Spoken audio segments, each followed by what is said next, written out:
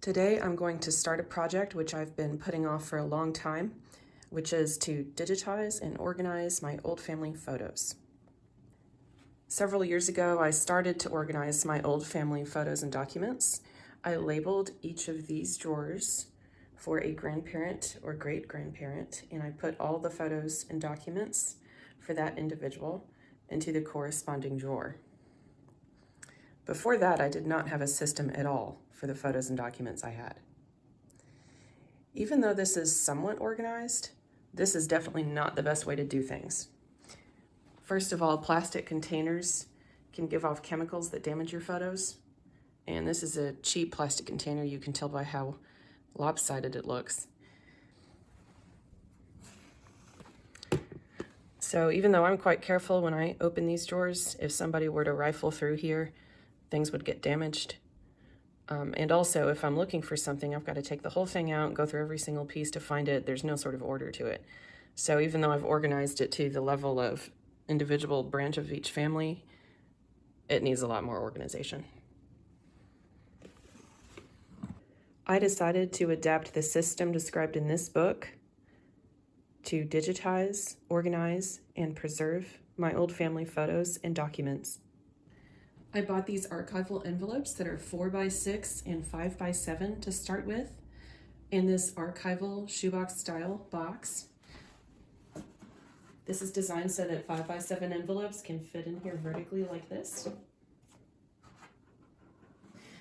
Both the box and these envelopes are acid-free, lignin-free, and buffered and past PAT, which means that they are less likely to damage your photos.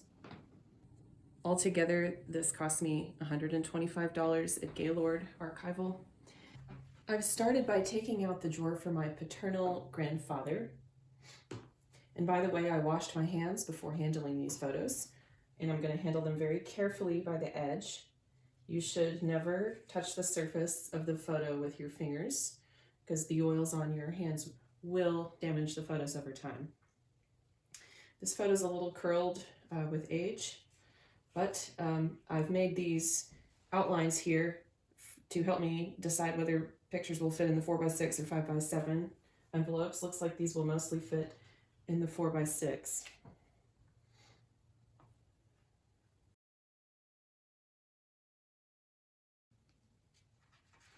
This is a letter written to me in '97. I'm going to set that aside to be scanned. And then this is a large picture.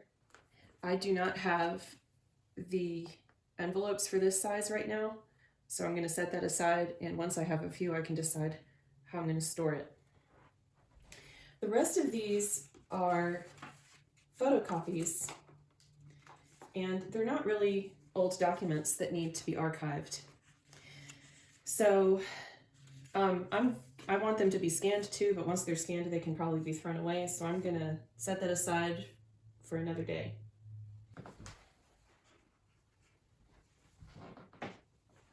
Now that I've sorted these by size, I'm going to try to put these small photos in roughly chronological order.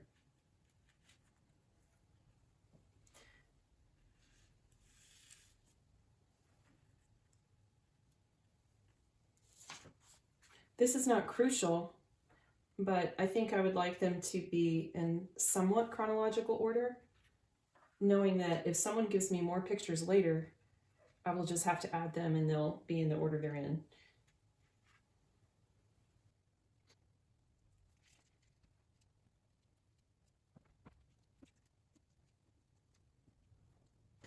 Okay, now we are ready to scan this batch of photos. Here we have the flatbed scanner that my husband bought me, the CanaScan Lide 400. We're going to open it, and you should always clean the dust off of your pictures before scanning, because even if you can't see, any dust will really show up once you scan it. I decided to try this thing that my husband had, which is meant for cleaning dust off camera lens. It's called a Rocket Air Blaster, and he bought it from Adorama.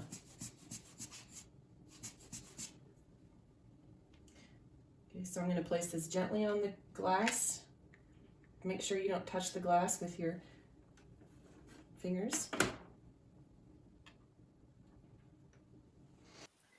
I'm using the software ViewScan because it's free, and for some reason the software that came with the Canon scanner did not allow me to scan more than 600 dpi. The book recommends 600 dpi or 1200 dpi when the original is extremely small, but I've actually noticed that I can tell a difference if I zoom in between 1200 and 2400 dpi, and even between 2400 and 4800. Since this picture is very small, I'm going to scan it at 4800 because I can always scale it down later if I decide that it's taking up too much memory. I'm scanning to a TIFF file because TIFF is a lossless file format that maintains its quality over time. JPEG files do take up less space, but every time you open and save a JPEG image, it deteriorates the image quality. I'm going to name the file according to the naming system that I've thought up over here. This is adapted from her system in the book with a few changes. So first I'll put the first 4 letters of my paternal grandfather's surname, then P for photo, then 0001, 4 digits, because if I just added 1, then once the numbers got to be 2 or 3 digits, the files wouldn't be sorted in order anymore. So we're going to do 4 digits. And then I'll add F for front, because next I'm going to scan the back of the photo and add R for reverse. When photos have writing on the back, you want to scan the back too. So now I'm going to click Preview.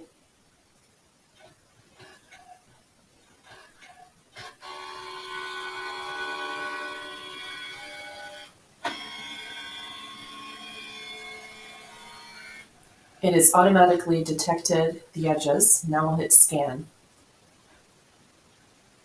And at 4800 dpi, this can take a while.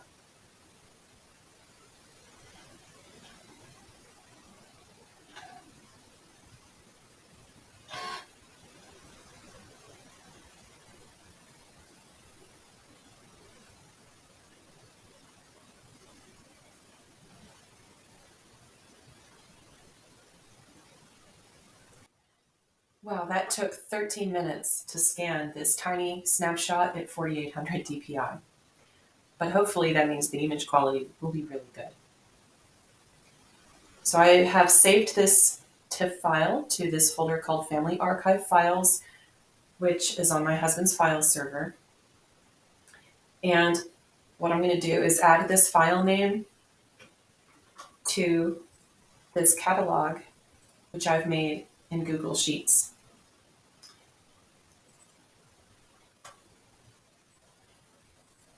We don't need the F for this. I'm going to add a description here.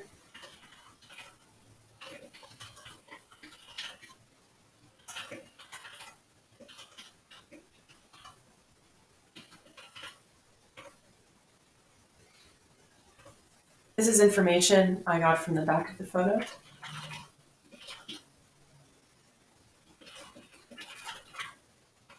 The location will be,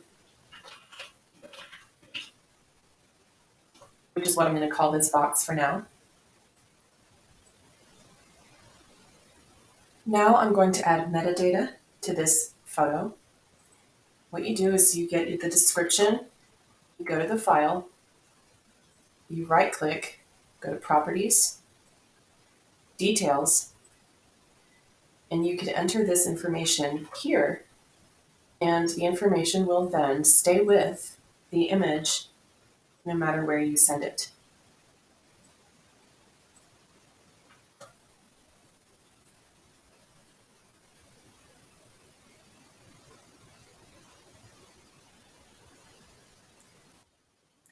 Now that that is saved, I'm going to flip the picture over and scan in reverse. This can be at 300 dpi because we're really just trying to preserve the text written on the back of the photo. And I'm going to name this the same thing as before, except ending in R for reverse.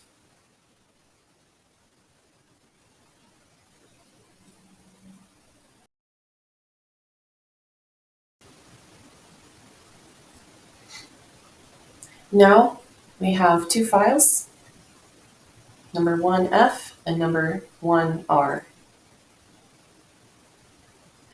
Now that I have scanned this photo, I'm going to lightly write the file name on the back with a number 2 pencil so that everyone will know how to find it in the digital archive.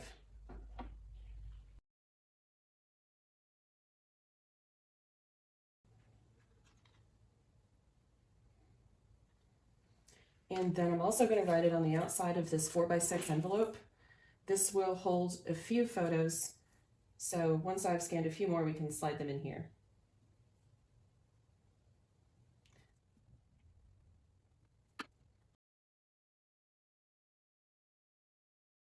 Now I'm going to scan the rest of these with the same process. While I'm scanning, let's talk about how I'm backing up these photos. I'm saving these photos to a folder on my husband's file server. If I only kept them on my computer, the photos would be lost when my computer hard drive crashes. By keeping them on my husband's file server, the risk of losing them is much lower for 2 reasons. One, he uses a redundant disk array, which means that data is stored on multiple disks so that when a disk fails, you don't lose any data. And 2, the data on his file server is replicated to the cloud. That means an exact copy is sent to the cloud, which is someone else's computer. There are many cloud storage services, but he uses Amazon S3 because the storage costs of Amazon S3 are lower and it integrates with more systems. I realize that not everyone has a fancy file server in their basement, but you still want to back up your photos in a place where they will not be lost. In the book, she recommends having 3 copies on 2 different media with 1 copy offsite. For example, on your computer, on an external hard drive, and a cloud service. I finished scanning these small photos, and it took me about an hour. I still need to scan this large photograph and this letter, and I'm also going to scan this newspaper clipping, which I pulled from a different drawer on my mom's side of the family, because I want to show you how to scan a newspaper clipping. The book recommends not storing newspaper clippings close to photos because newspaper is made of wood pulp and is very acidic. So you should either store it separately or just scan it and throw it away. I'm going to store mine separately. But first we'll scan this large photo. I'm going to dust it off. And I still see some dust, so I'm going to carefully clean it off. And I'm going to clean off the scanner as well.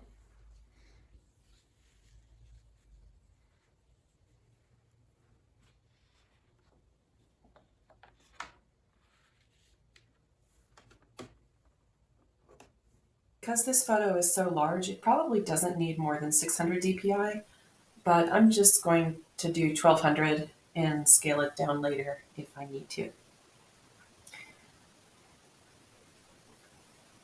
There is nothing written on the back, so I'm not going to put F or R.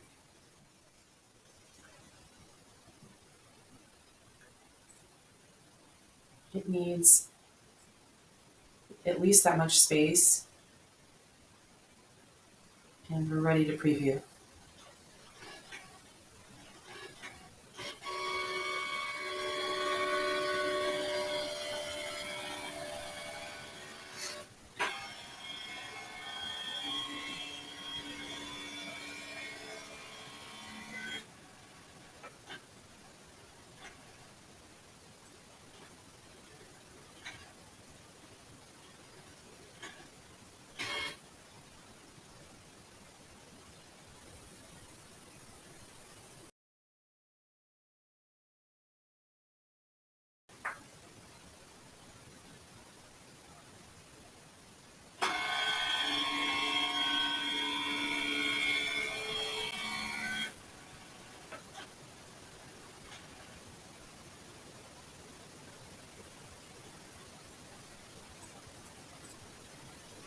Okay, now I'm going to add this to the catalog.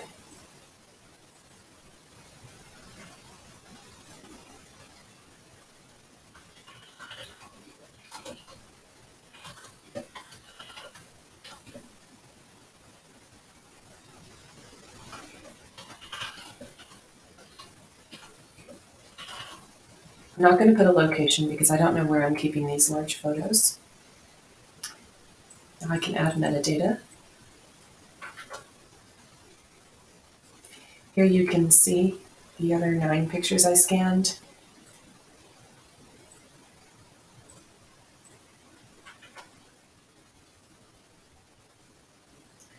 Next, we're going to do the letter. This can be at 300 dpi. I'm going to name this L for letter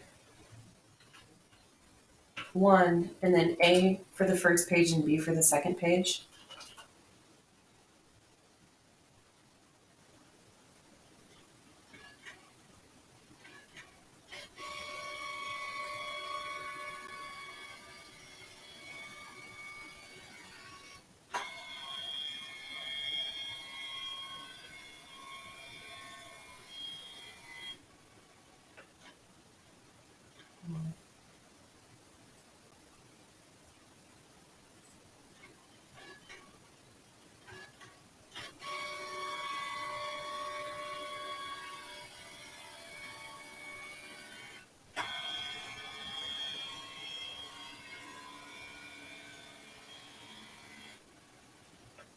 Okay, for the second page, we'll name it B.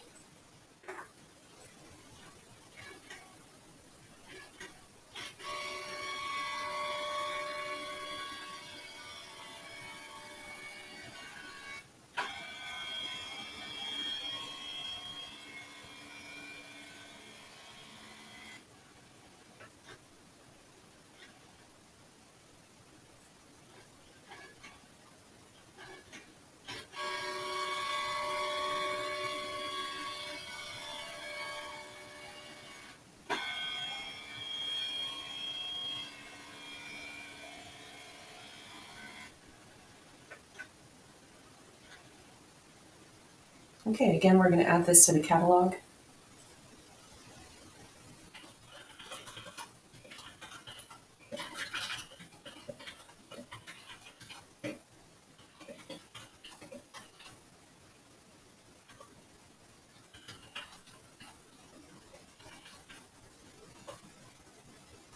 Now let's do the newspaper clipping. I think I'll do this at 600 dpi.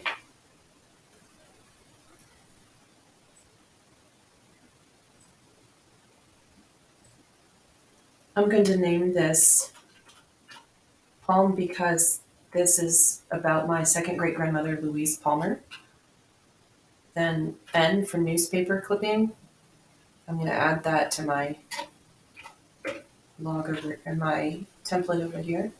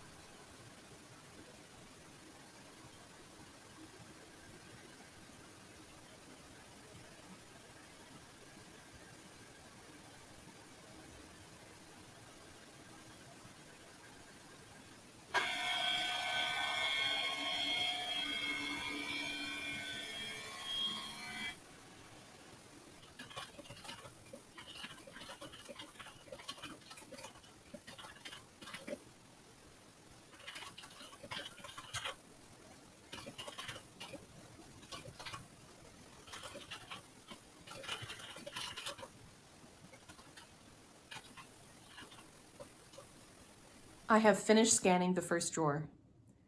The small photos are in envelopes, ready to go into this box.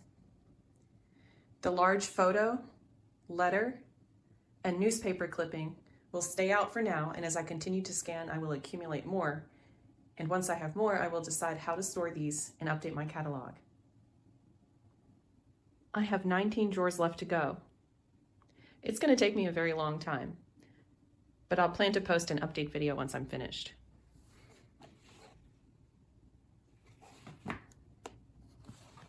I hope this was helpful and that you will also digitize and preserve your family photos.